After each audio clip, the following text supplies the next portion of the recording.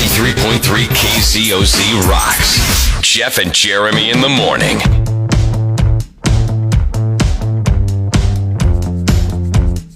Who am I? You can see me.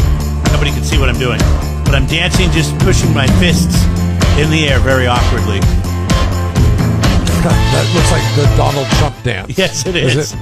That's my new favorite thing. And then he has one down here, too. He does one down here, too. It's so bad. It's so horrible. Worst white man's overbite dance I've ever seen. But I decided this is how I'm going to dance from now on because I'm a terrible dancer as it is. So why not just really suck it up and look awkward? And somebody might go, he's doing the Trump. I hate being in a situation where people expect you to dance and you just I just kind of sway back and forth. I probably look worse than Donald Trump when I'm doing it. At least, yeah, you're right. At least he owns it. I saw this today and I thought, this is great news for you. You'd be over the moon by this. All right. And Christopher McDonald, do you know who he is? No, I do not. Do you know who Shooter McGavin is? I do know who Shooter McGavin is. Oh, I saw this yesterday, and I forgot to go back and look at it. It was just here's a quick intel. I saw Adam about 2 weeks ago, and he says, McDonald, you're going to love this. I said, what? How about that? He shows me the first draft of Happy Gilmore 2. Did show me that, and I thought, wow, that would be awesome. So it's in the works. Fans demand it, damn it. And when I saw that, I was very, very pleased. I'm doing it all for Chubbs. Wasn't that what he called him? No, what was I think that was his name. Yeah, Chubbs. I'll have to pull up the IMDb on Happy Gilmore. The golf Jeremy, coach. do you still think that that's the greatest golf movie of all time? Tin Cup was close, but yes, I do. I still believe it's the greatest golf movie of all time. Would I rather watch Happy Gilmore again or Tin Cup? Happy Gilmore every time. I've seen Tin Cup more than I've seen Happy Gilmore. Yeah, well, we were poor when we graduated high school, going to junior college, working jobs, living in this little duplex, and we had what did we have, 4 or 5 DVDs, and it was a lot of Adam Sandler movies. It was Happy Gilmore, Billy Madison, Chubbs, and Chubbs. Chubbs was Chubbs. What Carl Weathers, right? Mm-hmm. Yeah. Yep. Just passed, damn it. I wonder if he'll be... Well, no, he has the draft. So he has the draft? What are you talking about, the draft? Well, that's what he was saying, that he just Shooter McGavin, that Adam Sandler showed him in the draft of Happy Gilmore 2. Oh, yeah, the first draft of Happy... But listen, okay, so it was released in 96. I bet you they're eyeing a 2026 release because that would be 30 years after the first one. I bet you anything there'll be some kind of a... Adam Sandler, 30 years is a lot to age. When you're, a punk 20-year-old. I mean, who knows? It could be a really great twist. Yeah, it could be a great twist, a storyline. Yeah, I'm all about it. I think this is... The grandma's got to be dead by now, right? Oh, yeah, she's dead. Okay. Dead. Bob Barker's no longer with us? Bob Barker's dead. Remember, what's her face? The girl from... Was she... the blonde. The hot blonde in Happy Gilmore. Julie Bowen? Julie Bowen. She was on that ABC Family? Show, Modern Family. Yeah, okay. That's right. And Shooter McGavin, he was the guy you love to hate. He was great. Oh, how exciting is that? He was really good. I mean, it's probably hurt Christopher McDonald's career a little bit. Right. Because I feel like Christopher McDonald was one of those guys before 1996. You would see him in everything. TV shows, movies, everything like that. You get a lot of acting gigs. Like, he did a lot of stuff. And then once he was Shooter McGavin, it almost typecasted him to being only Shooter McGavin. Right. After that. And there were roles there, once the Happy Gilmore craze died down. But it took a good decade for that to happen. There was probably a decade there where it was lean for him, unfortunately. And it's good news for him. Since we're talking about sequels, I guess, did you ever see Ant-Man with Paul Rudd? I know you like Paul Rudd. I just saw that he's... I do like Paul Rudd. I've never seen the Ant-Man Marvel movies. Yeah, I don't know I don't watch Marvel movies. Should I be watching these Marvel movies? I don't know. I feel like the ones I've seen are good. We lost interest, though, as we try to watch the whole... It's 30 some odd movies, and it's they're long too. It's not the bite-sized movies. It's a lot of work you got to put in. A lot of work you got to put in. Now, he was interviewed and he was asked about this, which I don't know. Paul's a very funny guy, super dry, super sarcastic. So I don't know if I really trust anything he really says, but here it is. What are the odds that we're going to get another standalone Marvel movie from Ant-Man? I have no idea. I don't know. Yeah, that's not for me to answer. You'd have to go to Kevin Feige and those guys, I guess. Anyways, and then it goes on to say that there is talk. So if you're a fan, there you go. What's the best Paul Rudd movie? Is it the one where he's almost 40? I love that one. I forget her name. That his wife in that. She's really cute. The redhead. Or is it? It's got to be the one where they're role models, right? Role models with Stifler. and McLovin. Dude, I gotta tell you, you know what I think. You know which I think is the best, and people are gonna say, no, that was a stupid movie. But Dinner for Schmucks. Oh my God, awesome. no, that's our favorite. Charlene and I love Dinner for Schmucks. Oh my God, you were so right. That is such an underrated, hilarious movie. Dinner for Schmucks is one of the greatest movies ever made. It really is. Well, I mean, come on, you got Steve Carell. I don't watch a lot of movies, so Paul I can't speak to that. But man, it is a laugh fest, and I just keep wondering: are my kids old enough to watch Dinner for Schmucks yet? Zach Galifianakis, and the mind game, the mind tricks he thinks he can. Oh my God! Yes, if you have not seen Dinner for Schmucks, that is a must see. And I think because of like the name of it, it's like one of those movies people just stay away from. They're like, it was a stupid premise for a movie, but it's actually hilarious. It is such a funny movie. Yeah, that's my favorite Paul Rudd movie. My favorite Steve Carell movie. I don't care about Zach Galifianakis. Oh, he's great in with the mind. He stares at him. But those two. Steve Carell is so damn funny in that movie. And Steve Carell's movies are really good. He doesn't do that many of them, but the ones that he's in, they are really good. Good morning. Jeff and Jeremy in the morning on 93.3 KZOZ.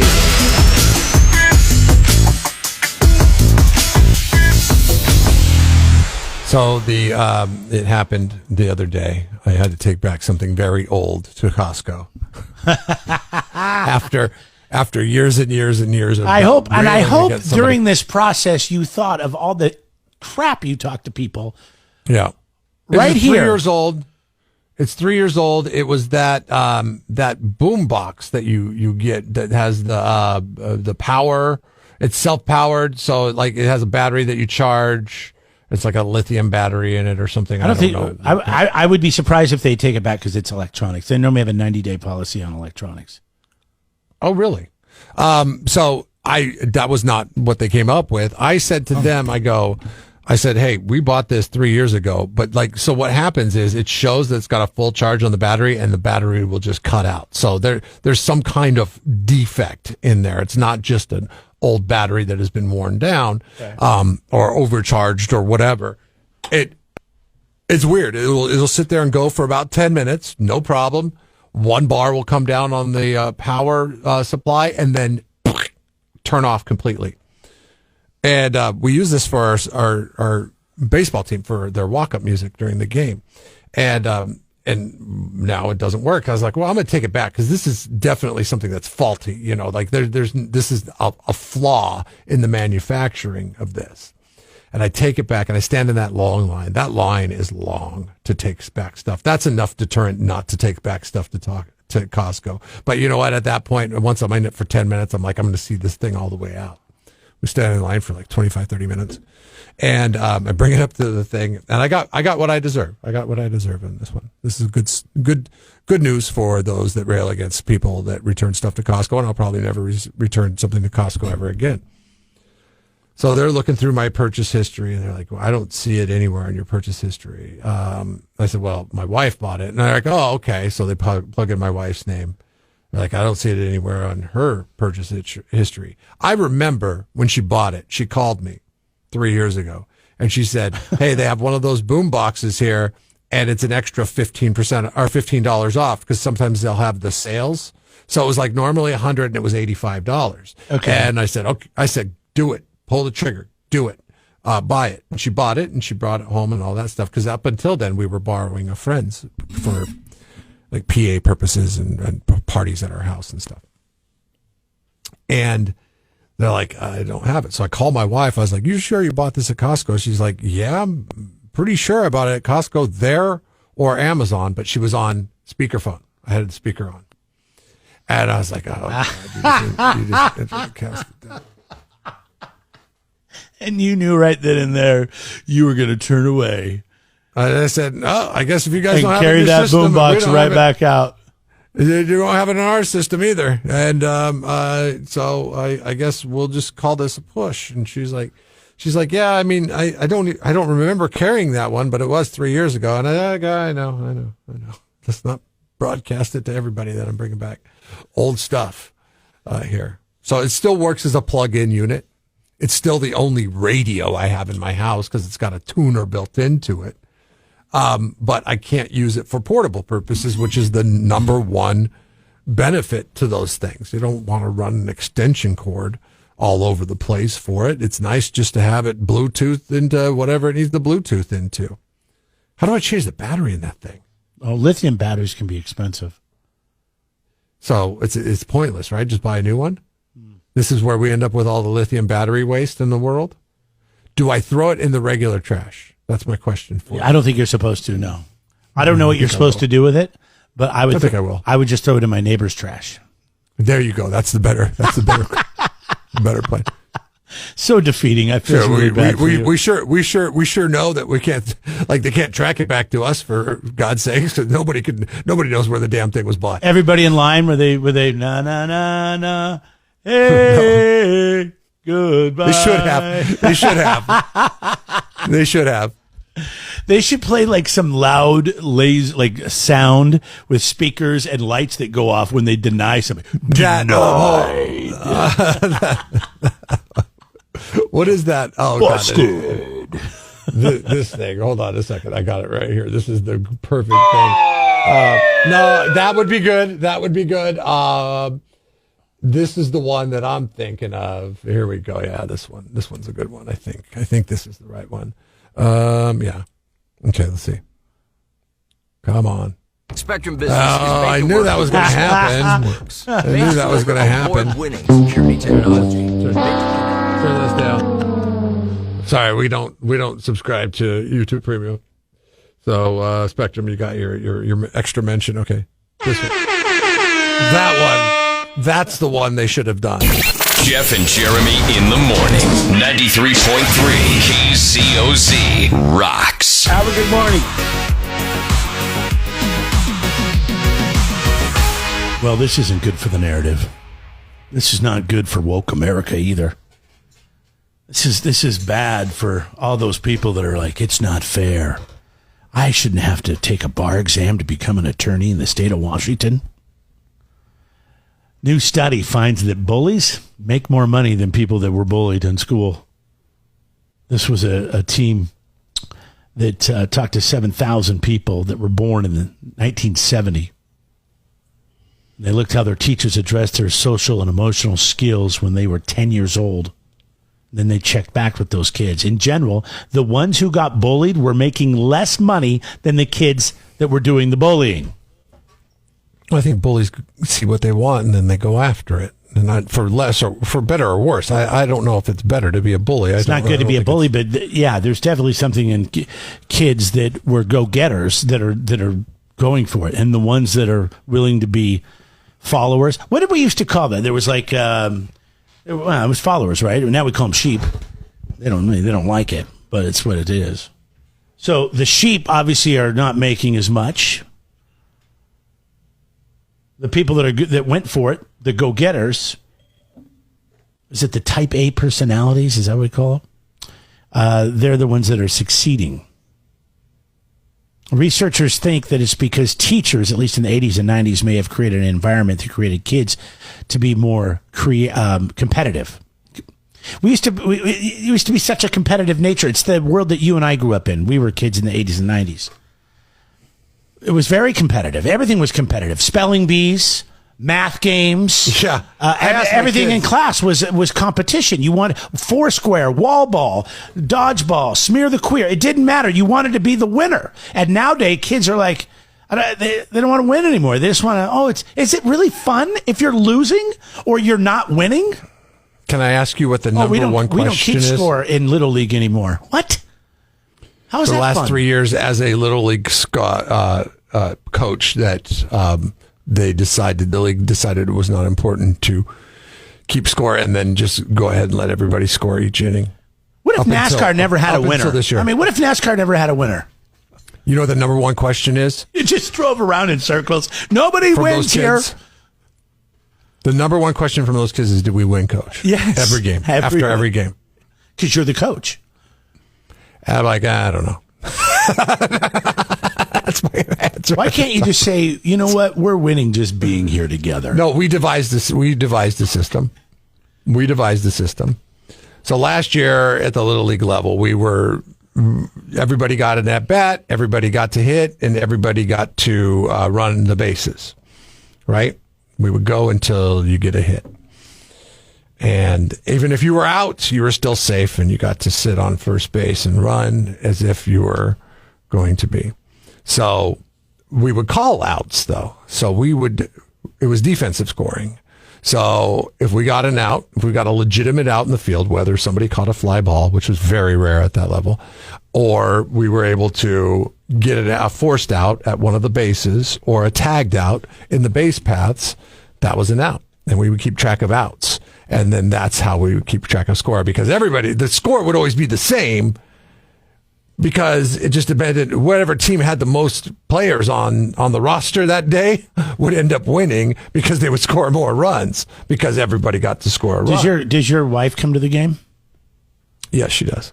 See, she's got to be thankful for the fact that you guys don't keep score, because I remember every coach I had, it was the coach's wife that would sit there with the scorebook and she'd be putting little dots around the base and they would fill out it was like constant work. It was like in the office when Pam had to go to the beach party, but she had to take notes of everything that happened and then report back afterwards. So the coach's wife used to always have to do so much work.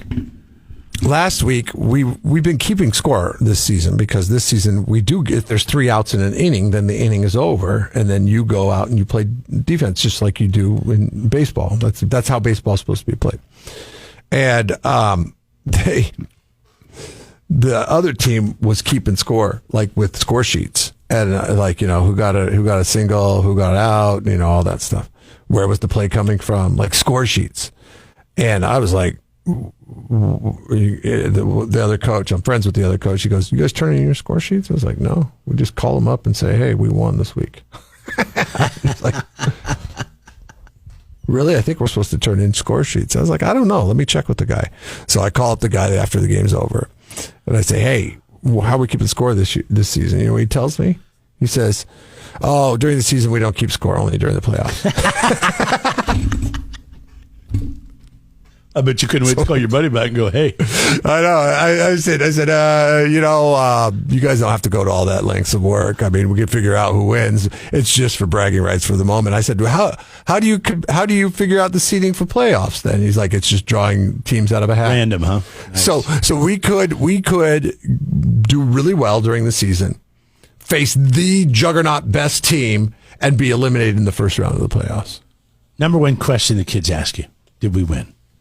Did we win? Kids want to be win, competitive. Coach? They want to be competitive. They want to win. What's the score? Yet society is saying, I don't understand what good this does. And it's probably because I'm not a parent. You are. You can explain it to me better. What is the benefit of them not keeping score and not having a winner? Especially as you move on in life and you have competition. It doesn't matter what you do. You're going to be a truck driver. You want to be the best truck driver. You want to be a Home Depot worker. You want to be the best. I mean, this is how you get promoted and you become a manager and you make more money and you're more successful. Here they are literally thirsting for some kind of metric to gauge their success by. Some kind of attaboy. Answer, yeah. Our answer is, I don't know. It's terrible. It makes you feel like a jerk. I couldn't do that as a person. I said, good job. I mean, you guys did a great job today. I mean, I sugarcoated as much as I can. I'm like, you guys did a great job today, and we could have got some more outs and we'd be fine. Or, But I don't know. There's not an answer because Say there's this not next a time. recognized winner. Get all the kids together and say, hey, kids, all right, take a knee. Coach, did we win? Did we win? Listen, every day we get to be here and play baseball is a win. It's a victory. And then see what their faces like. What kind of line of crap is that? Jeff and Jeremy in the morning. Listen online at kzoz.com. Saw this yesterday after the show, and I thought, oh my gosh, this is so funny. Have you ever been somewhere having something done to you, a service? I'm not asking if you've ever been serviced, but for example, I fell asleep once when Rhonda was cleaning my teeth at Magnolia Dental. I passed out because they have these really comfortable chairs that have these little massage things underneath them, and she's pretty gentle. It's like so weird. My teeth cleaning is at 2:00, and that's usually when I take my. I mean, I don't take a nap every day, but that's usually I'll just nod off. For a while. You're starting to get tired. We get up early. Yeah, we get up early. So 2:00 is like yes, perfect that's when I hit my power wall, nap too. time. And she'll be like, "Hey, we're all done," and I'm like, "Oh, man, that was fast." She goes, "Well, you fell asleep." I'm like, "Oh my god!" I go, "I'm sorry." That's going to be the greatest compliment to somebody cleaning teeth, right? Like I'm so good at this that I could put somebody to sleep because that is not. She's since retired. Comfortable. That is not a comfortable thing that you have to sit and endure. Yet you're so tired, you're falling asleep, and it's got to be a huge compliment to them. It's probably better than a tip. It's like, wow, I'm really good at my job. I didn't want her to retire. Yeah, she was just so great. I mean, she's like the best. Teeth cleaning's never fun. They're scraping, they're doing all this stuff.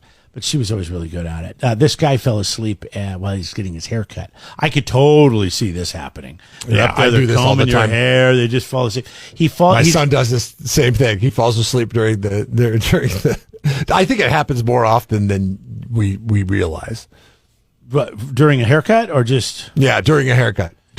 So I think more people do it than we recognize. Here, let's see. Got a TikTok video on it. So he's just sitting there. She left him. The hairdresser just left him in the chair and moved over to the next station. And the other people, that was nice. And it was a really busy salon. And he's just sitting there with his mouth wide open, snoring. That's really nice. The worst way that you would imagine falling asleep on an airplane. And he's sitting there for 3 hours. They didn't wake him up. Now I'm kind of like, I don't know if I like that. He needed to sleep. What if he needed to be somewhere and you just let him sleep? Like. He woke up and he kind of smiled and just walked out. The thing is, you have to. 3 hours is a long time. You have to tip really well if you've been sitting in that chair for 3 hours, right?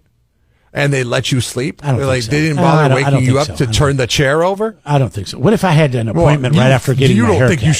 You don't think you should tip for anything? You would come up with the excuse, even though you didn't have the appointment. You would come up with the excuse. You would say, "What? You didn't wake me up? Oh, I got an appointment to be at," and then you wouldn't tip them at all, and then you walk out because you don't like to tip. That is that is the biggest lie you've ever told. All I do is that I tip 25% on the reg. Not on the reg, because every time you do a pickup order and they give you the option, you put no tip. Because they've done nothing. If I go and get service, I tip my hair person 25% every other week. I tip my servers 25 or 30% every time I go out. If they bring you your drinks and they do all this Yes, stuff, if they do. That's what service is, Jeff. Picking up a to-go order is not service, all right? And I agree with you on that. But allowing you to take up real estate in their chair for 3 hours is a service as well, if you're falling asleep.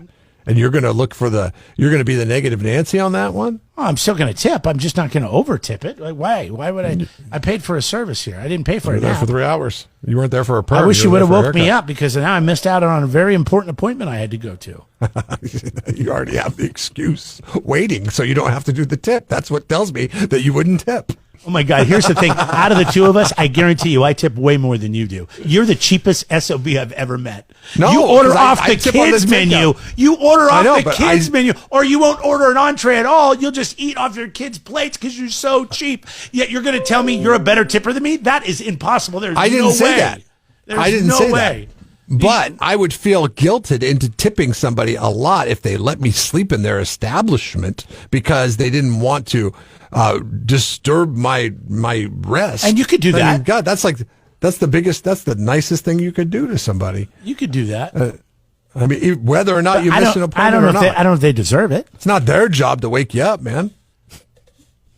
Set an alarm if you think you're going to fall asleep. You don't know. It's not planned. The guy's a construction worker. He's beat tired. He's probably been up since 4 a.m. Well, there you go. He needed to sleep. I think that's how much are you going to tip? Nicest thing they could have done. How much are you going to tip? So let's say a haircut's, I don't know, $25. Then And what are you doing? 20% on top of that. So now you're. I would, whatever the cost of the haircut is, You're I like would double $6, $7, and then now It you would got be to a tip on top. $50. Now you got to. Yeah, I would double it. I would double it. So if it was $25 haircut, I would pay him a $25 tip because they let me sit in a chair for 3 hours. When's the last time you paid 50% tip on anything? 50% tip? You've never tipped 50% in your life. Yeah, I don't tip 50%. I mean, it depends. This is my point. You're so full of But it. in this You're just instance- such a big talker. In this instance, I would feel compelled to tip 100%. But you wouldn't. You know? You Yes, I would. No, you wouldn't. If they let me sleep for 3 hours, I'm like, whoa. You've never I feel even bad tipped for- 50% before. I feel, You're I not feel a tipper. bad. Well, what is that? 1.5 hours? No, I said 1.5 hours. I'd tip 100%. Anything over the norm, which would be like probably 30 minutes, I would tip 100% on. They let me stay for 3 hours. It might even be a little bit more, to be honest with you. Todd writes in, he says, I was at a couples massage and fell asleep. My wife got mad at me because we were doing the couples massage thing. But I mean, God, a massage would totally make you fall asleep. Yeah, you can't get mad at your husband for falling asleep at a massage. I mean, like you fall asleep at massages. Sometimes you drool when you're getting a massage. That's why I don't get them. I don't do it. I've never had a massage. Because you'd be required to tip? No, They wouldn't wake you up. They wake you up at a massage, by the way. I wouldn't. They're turning those tables over as quickly as they possibly can. Why are you lying about this tip thing with me? It's really pissing me off right now. I am the last person that you would ever accuse of not being a I good just tipper. I find it very interesting that because I worked in the service industry. You have not. You have the response already made up. You're Asking like, if people want buttery on their appointment. popcorn when you were 16 doesn't count as working in the service industry. All right, I waited tables. And I think that makes me an even keeled judge on what is above and beyond in the service area, and letting you sleep in a chair for 3 hours is above and beyond. Do you think really you should is. tip somebody if they let you sleep in a chair for 3 hours? I mean, should we tip extra? I mean, obviously you're going to tip them for the service they provided, but do we tip them extra? That was very would you not kind. be upset if they didn't wake? I would be so upset if they didn't wake me up. Now look at this. There's TikTok videos of this jackass with his mouth wide open, and he's just sitting there. And she could have woke him up, and he could have went home and slept on his couch like that. Now the TikTok video is a different dynamic. Like I don't think I'd be. Everybody's doing a about that. TikTok video nowadays until they shut him down, but it'll be something else. I just think it's very funny that you go to like, oh well, what if I had an appointment? Well, I'm a busy guy. you weren't taking your appointment very serious when you decided to fall asleep in the guy's chair or girl's chair. Subscribe to the Jeff and Jeremy podcast now on Apple Podcasts, Spotify, Google, and YouTube. It's your Central Coast commute-friendly podcast.